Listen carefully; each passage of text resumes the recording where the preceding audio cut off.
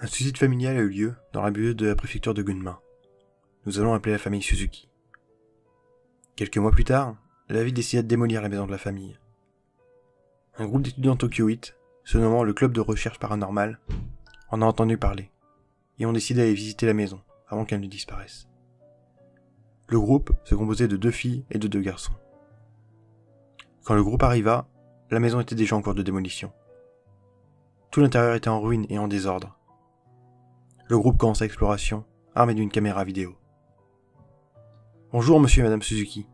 Permettez qu'on entre, » disait-il en riant, en entrant. « Est-ce votre cuisine ? Puis-je utiliser vos toilettes ?» Après quelque temps, alors que le reste du groupe s'amusait, une des filles commença à avoir peur. Ils décidèrent de partir. « Au revoir, merci de nous avoir permis de vous rendre visite, » criait-il avant de partir. Ils stoppèrent l'enregistrement de la caméra et grimpèrent en voiture. Sur le chemin, l'autre fille dit « Regardez, j'ai trouvé cette bague dans la maison. On devrait la garder dans la salle du club en souvenir. » Le jour suivant, le groupe se réunit chez un des garçons pour regarder la vidéo. « Bonjour, monsieur et madame Suzuki. Permettez qu'on entre ?» Bienvenue. Ils furent pétrifiés. Une voix inconnue qu'ils n'avaient pas entendue lors du tournage a été enregistrée sur la bande. « Est-ce votre cuisine ? Oui, Puis-je utiliser vos toilettes ? je vous en prie. Au revoir. Merci de nous avoir permis de vous rendre visite. » Ne partez pas. Tout le monde resta silencieux. Puis soudainement, leurs téléphones mobiles commencèrent à sonner tous en même temps. Ils furent tous alarmés et effrayés. Mais ils restèrent calmes et décrochèrent. Les 2 garçons n'eurent que du silence. L'appel de la fille timide était aussi muet. Mais la fille qui a pris la bague entendit. Bonjour, ici Madame Suzuki. Pourriez-vous me rendre ma bague, s'il vous plaît ?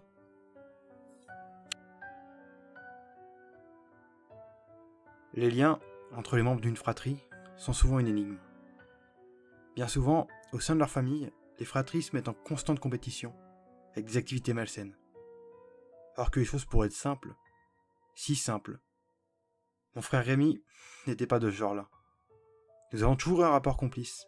Il me montrait sans cesse des jeux à faire dans la maison. Ma mère ne comprenait jamais, et s'y avait toujours, en qualifiant mes loisirs de bêtises dangereuses. Mais mon frère était toujours présent pour arrondir les angles en prenant ma défense. Réellement, je vous le dis, on devrait tous avoir un grand frère comme modèle. Lorsque j'ai grandi, les choses ont quelque peu commencé à changer. Il ne me poussait plus vers ces sources d'amusement en solo. Il voulait à présent jouer avec moi, être à mes côtés pour mieux me guider. Inutile de dire que j'étais aux anges. Un jour, alors que j'avais 6 ans, Rémi s'est approché de moi en catimini et a chuchoté à mon oreille. « Hé, frérot, tu voudrais t'amuser de devenir un grand, un vrai de vrai ?» Il souriait gentiment, une main derrière le dos, comme s'il cachait quelque chose. De l'autre, il m'a fait signe de venir avec lui. Flatté et amusé, je l'ai suivi. Arrivé dans sa chambre, on s'assit l'un en face de l'autre sur le parquet. Il a alors posé les petites sphères rouges sur le sol. Indiana Jones en personne croque dans ses bonbons, avant de partir à l'aventure. Il est tellement costaud qu'il les mange par 5. Toi aussi t'es un vrai guerrier, frérot. D'un geste, il a poussé les friandises vers moi. Peu rassuré, j'ai secoué la tête. J'ai jamais vu qu'il se nourrissait de ces machins dans ses films. C'est parce qu'il les cache, pardi. Il va quand même pas montrer à tout le monde ses astuces. Mais Indiana Jones le sait. Moi je le sais. Et toi aussi maintenant. Comme mon idole, je voulais être un guerrier. Alors j'ai enfourné 5 bonbons en même temps, et croqué. Un feu a envahi ma bouche, brûlant ma langue et mes gencives, alors que mes lèvres se mettaient à enfler. La brûlure s'est étendue jusqu'à ma gorge, tandis que je me mettais à tousser et à suffoquer. Ma mère qui était en bas a entendu mon corps tomber lourdement au sol. Elle a grimpé l'escalier, couru dans le couloir et pénétré dans la chambre. Elle a aussitôt été renseignée par mon frère. Il a avalé de travers. Je sais pas ce que je dois faire. J'ai passé quelques heures à l'hôpital. Cependant, les médecins ont dû assurer à ma mère que ce n'était rien, car dans la journée, j'étais de retour chez moi. Les jours suivants, c'est comme si mon sens du goût avait été altéré. De toute façon, la brûlure qui persiste dans ma bouche m'a dégoûté à un moment de l'acte de manger. Quant à mon frère, il se répandait toute la journée en excuses. Il s'était trompé dans le choix des bonbons et avait pris ses friandises totalement différentes de celles du film. Je m'en voulais de l'emmener volontairement à se justifier. Après tout, on devrait tous avoir ce genre de grand frère pour exemple. De tous les endroits de la maison, le grand escalier en bois, dont ma mère nous avait formellement interdit l'accès, avait fini par devenir le lieu préféré de mon frère. Un soir, il s'est approché de la première marche, des craies et un chiffon à la main. Il s'est ensuite tourné vers moi. « Tu voudrais retomber ? Retomber en enfance ?» Il a cet air énigmatique sur le visage, admirant le vieil escalier. « Maman nous a interdit d'y aller. Elle dit que c'est dangereux. » Maman dit ci, maman dit ça. Espèce de poule mouillée. Elle est pas ici au cas où tu ne l'as pas vue. Donc on a le champ libre. J'étais prêt à éclater en sanglots. Et je regardais mon frère avec de plus en plus de réticence. Rémi avait rarement été en cet état d'agacement et de rébellion. Il a ignoré mon regard et a tracé à la craie des chiffres, des traits et des spirales sur les premières marches. Et le jeu du jour est... Il a mis un mouvement de frappe violemment sur un tambour imaginaire.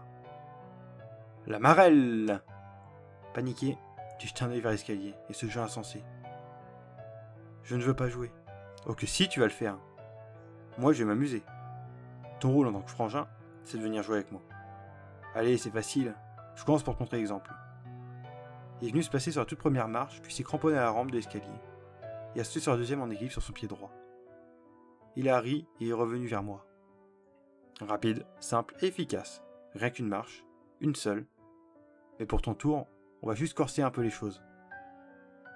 Il s'est penché et s'est mis à défermer lacets. Les larmes aux yeux, je le regardais faire. Lorsqu'il s'est redressé, il m'a regardé avec un sourire. Un sourire qui, étrangement, me dérangeait. Rappelle-toi, rien qu'une marche. Malgré toutes mes peurs, toutes mes réticences, la volonté tenace d'épater mon frère l'a emporté.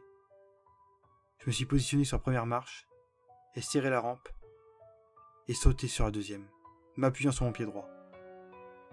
Mais, alors que je m'apprêtais à souffler, la voix autoritaire de mon frère s'est élevée. « Encore !» J'ai baissé la tête sur la marche suivante, qui m'apparaissait trouble. Je pleurais, et des larmes de peur ruisselaient sur mes joues, mouillant l'escalier. « Allez, saute encore !» J'ai fait ce qu'il me disait. J'ai sauté sur la troisième marche, prenant appui sur mon pied gauche. Lorsque ma semelle a touché le rebord, j'ai immédiatement regretté. Mon pied manquant d'appui a dérapé sur celui-ci, et tout mon corps s'est retrouvé projeté en avant. Dit comme ça, 3 marches ça semble peu, et pour un garçon de mon âge, ça représentait une chute terrifiante. J'ai dégringolé douloureusement l'escalier, alors que mon corps se tordait dans un enchevêtrement bizarre de pieds, de bras, de mains et de jambes tordues, dans des angles improbables. Le tout accompagné d'un craquement que j'aurais préféré oublier.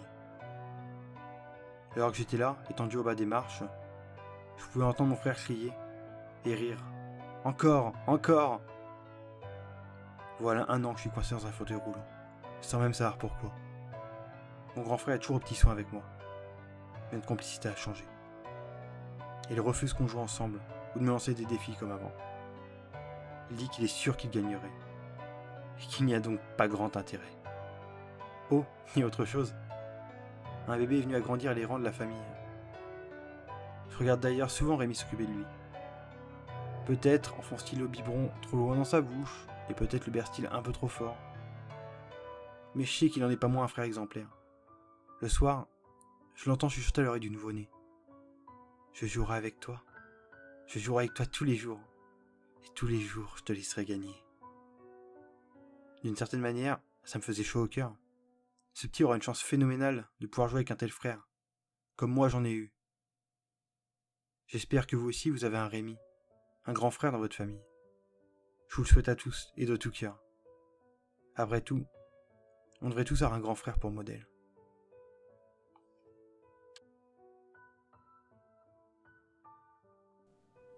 Il joue au ballon dans un square où il n'y a jamais personne. Quand tu le verras, tu sauras que c'est lui. Si tu le vois, ne va pas le rencontrer ou tu mourras. Si tu aimes pourrir au fond d'une cave, vas-y en l'eau. Va lui parler. Il sera comme les autres garçons de son âge. Il acceptera de jouer avec toi. Quand tu voudras partir, il te laissera.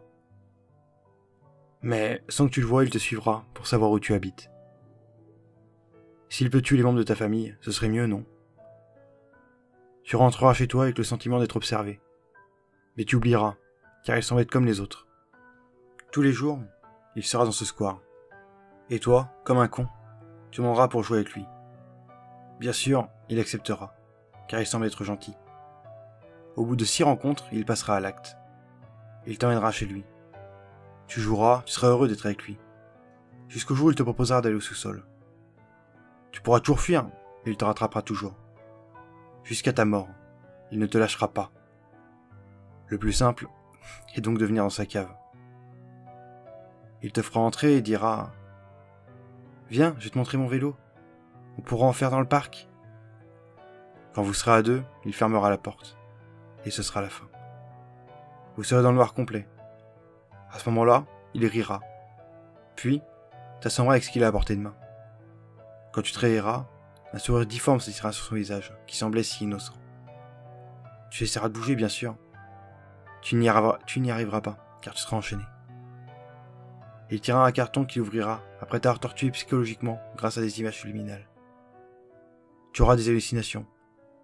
Quand elles se seront calmées, il prendra un couteau, qu'il affûtera dans le noir pour faire monter ton niveau de stress au maximum. Il allumera ensuite une lampe de poche. Tu lui diras de te détacher. Tu feras même tout ce qu'il veut en échange de ta liberté. Mais pour rien au monde il n'acceptera.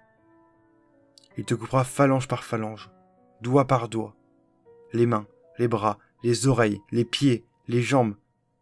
Mais il te soignera comme jamais pour que tu restes en vie. Et il réussira. Tu seras entre la vie et la mort, dans certains moments, mais jamais tu mourras. Pour le moment. Ensuite, il passera la torture la plus horrible pour toi. Il te fera manger ce qu'il t'a coupé. Et si tu refuses, il te laissera pourrir sans te nourrir ni te faire boire. Alors forcément, tu craqueras. Et tu accepteras. Il te rasera la peau, jusqu'à ce qu'on puisse voir tes os. Mais cette fois, il te laissera mourir. Quand tu seras mort, il te donnera à manger au chien. Ce chien, tu le connais. Il a déjà hanté tes pensées, beaucoup de fois. Ce chien est comme son maître. Il a un sourire difforme sur toutes les photos qu'on prend de lui. Mais, tu as déjà pris une photo de lui? Si cette vidéo t'a plu, n'hésite pas à la liker et à t'abonner. Et on se donne rendez-vous mercredi à 14 h pour une nouvelle Creepypasta.